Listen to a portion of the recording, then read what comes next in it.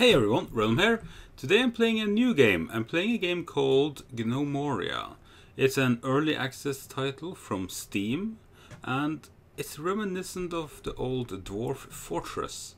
Personally, I have not played Dwarf Fortress because even though I like to say that I'm not that affected by graphics, the old Dwarf Fortress graphics were a little bit too bad.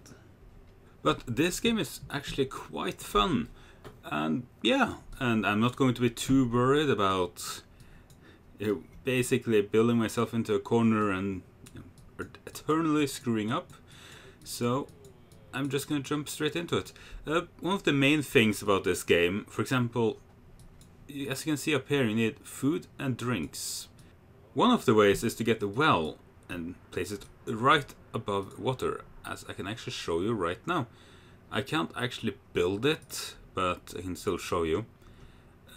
There's water right here, so I can just place a well right there, and whenever people are thirsty, they'll run straight over here and get water. But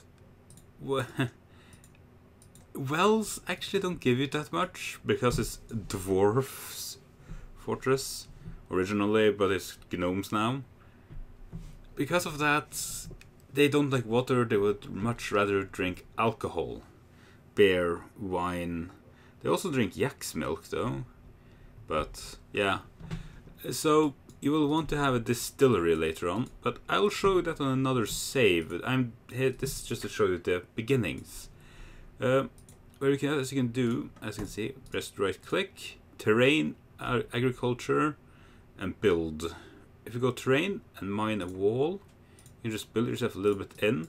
Usually it's better to just go down below when you start actually making your base, because you have a much larger building space than if you do it above ground.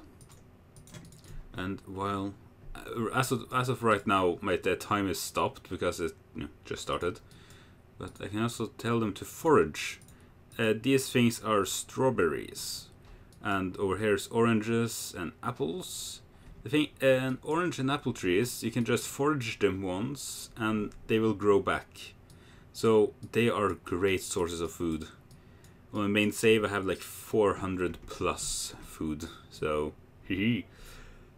And here you start with a little bit of resources. 3 crates, 2 barrels and 2 bags. There's some wheat seeds in there. You start with some yaks, which is a type of animal. I can show you. You need a pasture to actually accommodate, give them a living place. A yak. Now my rancher will take all the yaks over there, and they will begin their new life. Another thing that is also very handy is to build a farm right off the get-go, so you can get yourself wheat. Or else your yaks will just abandon you. It has happened to me many times. I actually know. It happened to me once, because I actually learned how to make straw beds. Then they kind of just abandoned me. It's like, they didn't get enough straw. Because you need straw to both feed the yaks, and you need them to make beds. I'm gonna make myself a little bit of a sleeping quarter here. Also, here you can actually choose what to put in this storage area. Where, for now, I will just put everything in here except straw. There. That means that the straw that the yaks will eat, they will not take that down there. Heck, I'll just make a new place here for straw. Go under plants and straw. And they will now automatically take the straw and such from here, put them there. While underground they will do more items. Also, an important thing here is to make crates and such. This is to actually properly store your items. Because if you do not have crates and such, they take 1 square each item. But while in crates they can take up to 64. So that will actually help you a lot when it comes to actually having stuff and properly, and you can actually put more than just nothing. Let's see, let's go to dormitory, make myself a small dormitory. Oh, also another thing that it took me way too long to find out. If you press F, you'll actually shorten your walls. It is pretty good. And R for changing direction. For example, that's what I did earlier with stairs. R, you can just change direction. I remember that from Project Zomboid, which uses the exact same button, so it went automatically. Now I can make furniture, straw beds. Your people will love having straw beds, as they don't have a choice. And you get around 5 should be enough until you start getting a proper wheat production. There's another type of living quarter as well, called the personal quarters, actually. With the personal quarters, you can actually give them, personal space. They will sleep faster. In other words, they will need to sleep less. They will have a better quality sleep. All in all, it's just a lot better to give them personal quarters. So, in the beginning, make a dormitory with a few straw beds, and later on start adding more and more personal quarters for everyone. As it stands here, one of the crucial things is the crude workshop. I'll just place it there for demonstration purposes. But it seems like I do not actually have any stone right now. So I'll just dig myself down a little bit more. And hopefully I'll hit some stone. Oh, and by the way, use your mouse wheel to actually go up and down the layers. So let's mine the wall. That's nice. Mine some more there, and mine some more there. Let's just make it like that as well. There. Now our miners will actually start digging themselves down. As I said, this is more or less a very rushed base, because I'm just quickly going to show you. Ah, there we go. I hit some rock. And this is the serpentine. I like the serpentine. It looks good.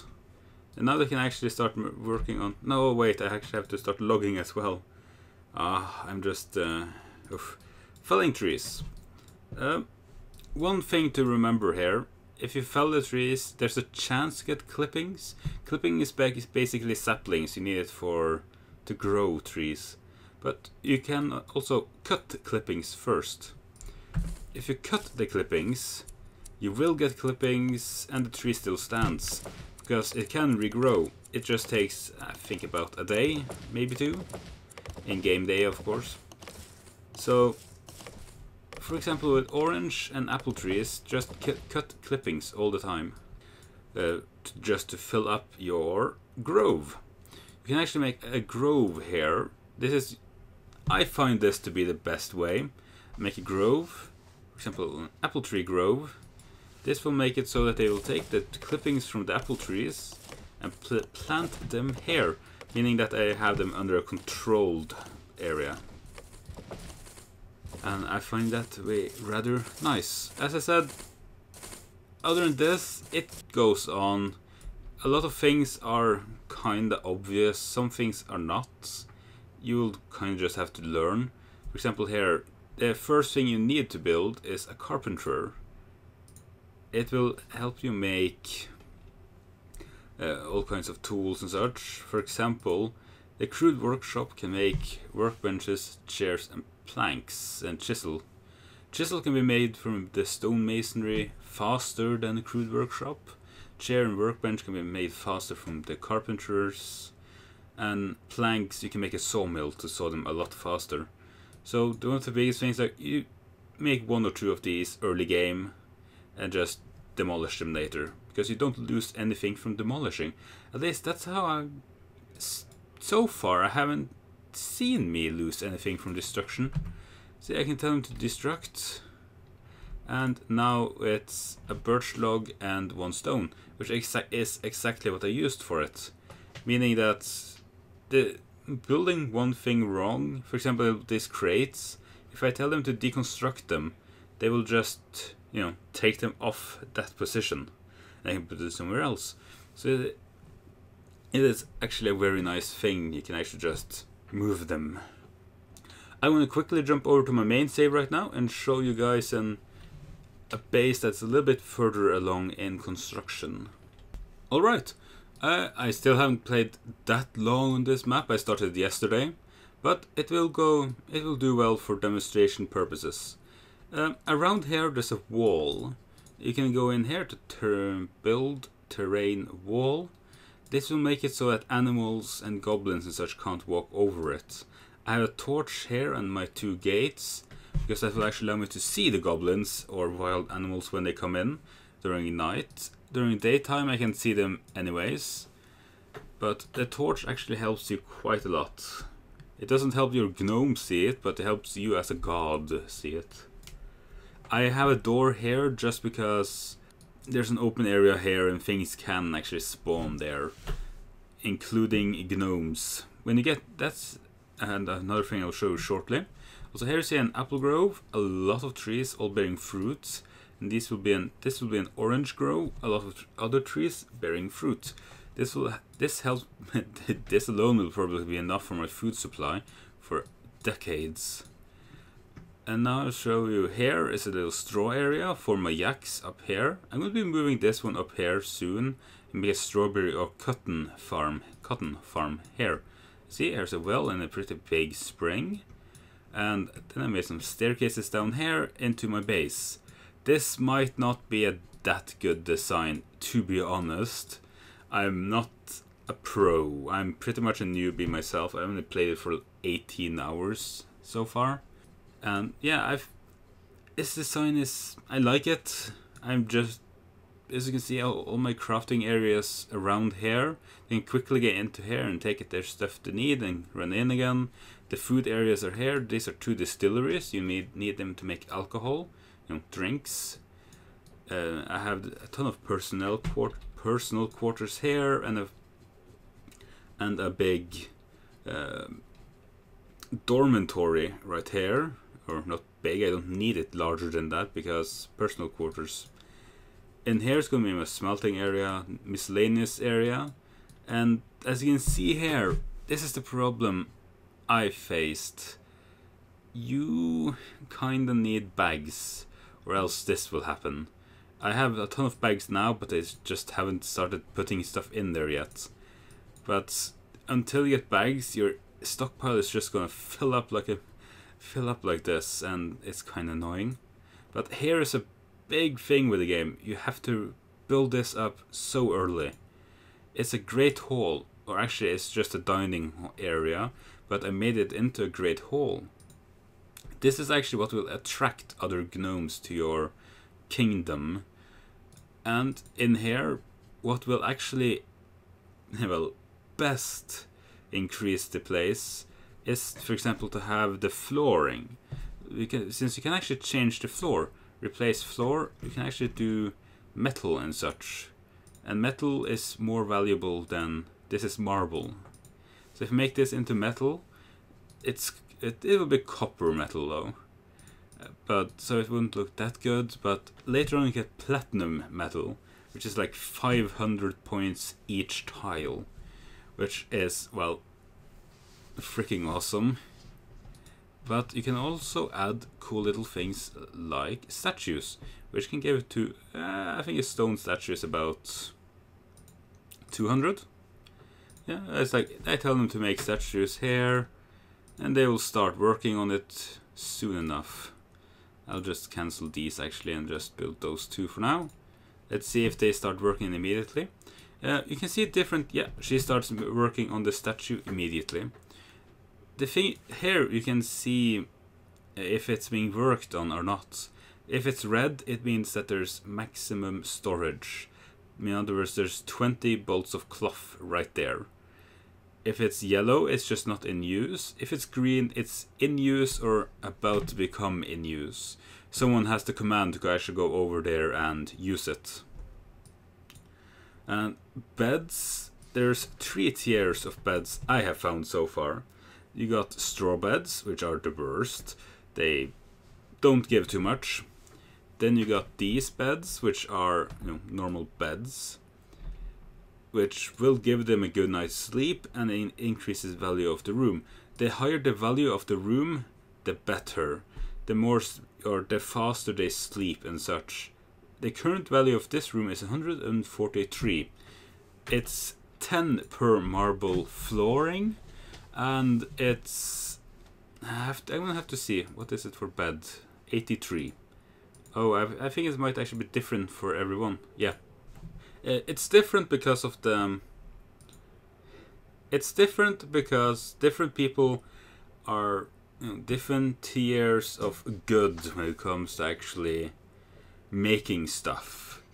So these were made by, let's see, yeah, the best one and one are built by two different people, and one having a lot better masonry skill, which increases its value a lot. Also, I started building statues without this thing being done. You actually need a stone carver to actually make the statues. I find this game rather fun. And you see, like below, I have like a grinding area, just a lot of mining having gone on. Here you have like a little cavern or a chasm, something like that. I have, what's this green stuff? Come on, what's this green stuff? Malachite. It's probably a kind of gem. It sounds like it. Yeah, I like this game. It's fun. And yeah, and it only costs around 10 euros or $10 depending on where you're from. Yeah, I really like this game. And even though it's early access, there is a lot of stuff here to do. So if you ever wanted to play Dwarf Fortress, but did not want to, well, play with those graphics, if you can even call it graphics. I've seen the original Dwarf Fortress. It wasn't graphics, it was letters. Although it has its charm. But if you don't want to play that with that kind of graphic fidelity, you might actually want to try Gnomoria, because Gnomoria is actually it's a fun game. Yeah. So I can recommend it if you try it out yourself. As I said, it's only 10 euros, so it's not like it's going to set you back much. Anyways, thank you all for watching. I will see you guys next video.